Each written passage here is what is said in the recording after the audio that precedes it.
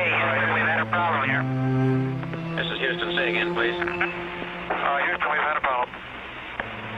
We've had a main B bus undervolt. Roger, main B undervolt. Okay, stand by, 13. We're looking at it.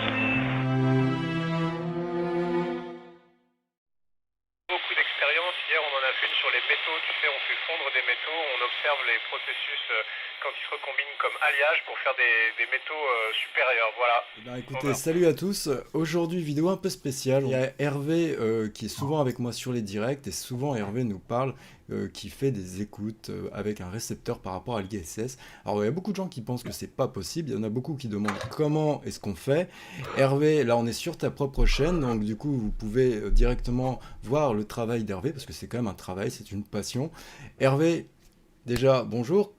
Et Bonjour. est-ce que tu peux nous expliquer du coup en 2 mots rapidement comment tout ça se passe? Qu'est-ce qu'il faut comme matériel? Est-ce qu'on a le droit de le faire surtout? Qu'est-ce qu'on n'a pas le droit non plus? Alors, ce qu'on n'a pas le droit de faire, c'est d'émettre. Sinon, si on n'est pas radio-amateur, moi je ne suis pas radio-amateur, je suis écouteur. Donc dans le monde de radio-amateurisme, ça s'appelle un SWL. Voilà. Donc moi je n'ai pas le droit d'émettre, je n'ai le droit que d'écouter. D'accord. Voilà Marco pour ma réponse. Et il ne faut pas oublier que l'écoute est libre en France. L'écoute est libre en France, exactement. Ouais. Pour les bandes.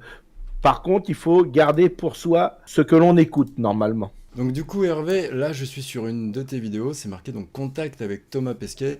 Donc il y a un indicatif, donc c'est l'indicatif ça par exemple pour écouter l'ISS 145 8 80 500.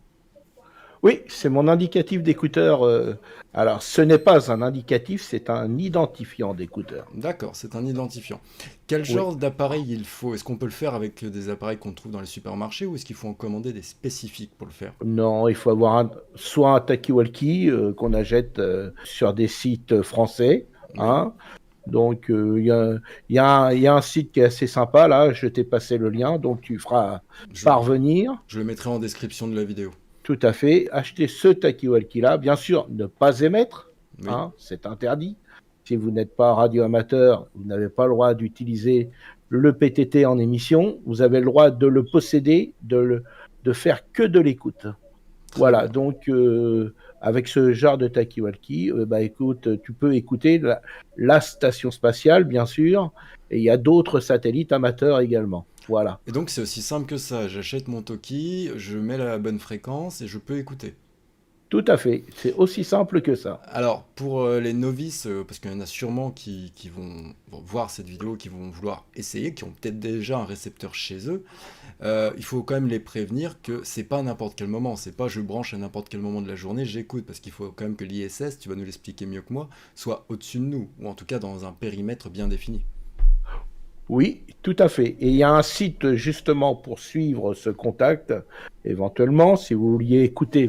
Par contre, Thomas Pesquet, là, actuellement, c'était le 18 là, de ce mois-là, c'était le dernier contact pour Thomas Pesquet. Mais à bord, il y a toujours des astronautes qui opèrent, puisqu'il y a 2 stations radio-amateurs, une dans la partie russe, dans Columbus. Voilà. D'accord. Tout simplement. Donc ça, il possède un indicatif, donc Thomas pour la France a un indicatif français, hein, donc qui s'appelle FX0ISS, et il a un indicatif américain, mais en France, quand il va revenir sur Terre, ne pourra pas l'utiliser, son indicatif. Il est valide pour l'Amérique, on va dire. Par contre, pour la France, il sera obligé de repasser son examen complet. S'il voulait être radio-amateur en France, il n'y a pas de réciprocité avec la France. D'accord. Voilà, tout simplement. Très bien. Et donc, tu nous parlais également d'un site Harris France. Est-ce que les novices qui vont acheter justement le talkie, qui vont peut-être avoir besoin d'aide, peuvent se rendre sur ce site pour avoir un peu plus d'informations? Tout à fait. Je crois qu'il y avait un lien que j'avais donné là. Oui. Il y a toutes les fréquences qui sont utilisées à bord. D'accord. Donc je parle radio-amateur, hein, avec les écoles. Oui. Dans le temps, il y avait un transpondeur, donc c'était un relais qui était à bord de ISS. Donc les radio-amateurs parlaient sur une fréquence en VHF en montée et pouvaient se réécouter sur une autre fréquence qui est en UHF. Voilà, tout simplement. D'accord, ok. Ce que l'on appelle un transpondeur. Voilà. Tout simplement. Mais on rappelle, vous n'avez pas le droit d'émettre. C'est répressible par la loi d'émettre. Hein. Oui, tout à fait. Ça peut finir par une forte amende et éventuellement quelques années de prison. Ouais, donc l'écoute est libre, justement. Hervé nous le répète assez souvent en France, mais vous n'avez pas le droit d'émettre. Ça, retenez-le bien. Donc, je le précise, si vous voulez trafiquer ou appuyer pour essayer de contacter Thomas ou un astronaute que vous pourriez entendre, je vous le déconseille fortement. Oui. Et je pense que Thomas, même s'il vous entend, il rigolera pas à ce moment-là. Ah, il n'est pas censé vous répondre. Il n'est pas censé déjà, et je pense que ça le ferait pas rire non plus. Je donne l'exemple. Hein. Oui. Normalement, théoriquement, je serais radioamateur. J'aurais un indicatif qui commence par F. D'accord. 4, le 4 pour pour la licence, puisqu'il n'y en a plus qu'une. D'accord. Voilà. Donc ici, c'est la classe 2. Pour nous, la France, et on a le droit d'émettre sur toutes les fréquences amateurs. On va dire de 0 à 30 mégas, et ça va jusqu'au 1 giga ou 2 gigas. Ah d'accord, ah oui, quand même. Bien sûr. ISS fait de temps en temps ce que nous on appelle la SSTV. Oui. ISS envoie des images très lentement sur 145-800, et nous sur Terre on peut les décoder. Voilà, tout simplement, avec un logiciel qui s'appelle RxSSTV, ou peu importe, hein, ou avec une application avec un téléphone. Voilà. D'accord. Bah écoute, très bien. Bah écoute, merci Hervé. Bah, on se rend compte que finalement c'est pas qu'un mythe. Hein. On peut, n'importe qui aujourd'hui peut écouter l'ISS de chez lui avec un petit appareil à 30 €, hein, si je me trompe pas. Tout à fait.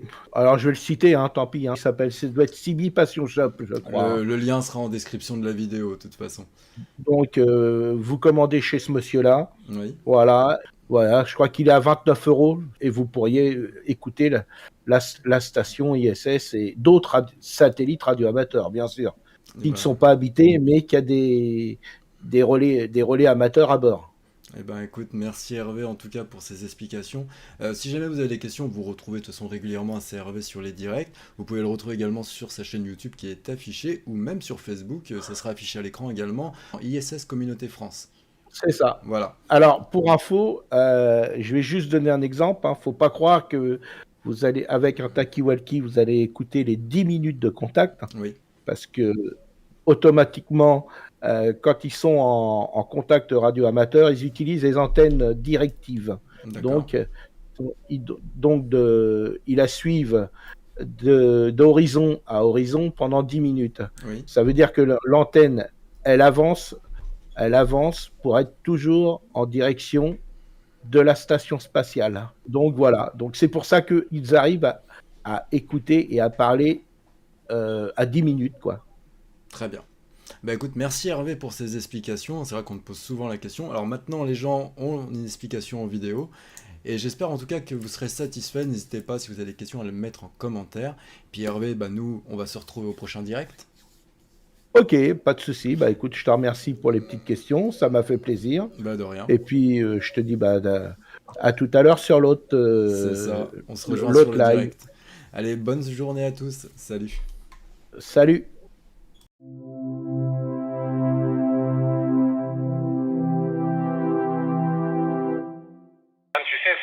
Il faut déjà une série de miracles pour aller dans l'ISS. Donc la première fois quand j'y étais, je me suis dit qu'il faut que j'en profite parce que il y avait des chances que j'y retourne jamais. Puis tu vois, j'ai encore eu beaucoup de chance, j'y retourne une deuxième fois. Mais bon, j'ai essayé d'en profiter encore plus. Over. Bonjour Kylian, et tu sais, on a des véhicules qui sont lancés avec des fusées depuis la Terre, mais il n'y a personne à l'intérieur, mais ils sont plein de choses pour nous, et puis ils viennent s'arrimer automatiquement sur la station spatiale, et nous ensuite on les décharge, et ensuite on les recharge de choses qui descendent sur Terre, donc on bouge beaucoup d'équipements dans tous les sens, mais c'est comme ça que ça se passe. Over. Bonjour Alicia, c'est pas facile tous les jours, mais tu sais, on a la chance, on peut les appeler au téléphone, on peut s'envoyer des emails, donc on essaie de rester en contact, mais je serais très très content de les revoir à la fin de la mission. Over. Bonjour Elliot, écoute, tu sais, j'étais content, mais la deuxième fois, c'est presque plus difficile que la première fois, parce que il faut se motiver, il faut tout refaire depuis le début, donc écoute, je me suis remis au travail très vite. Over.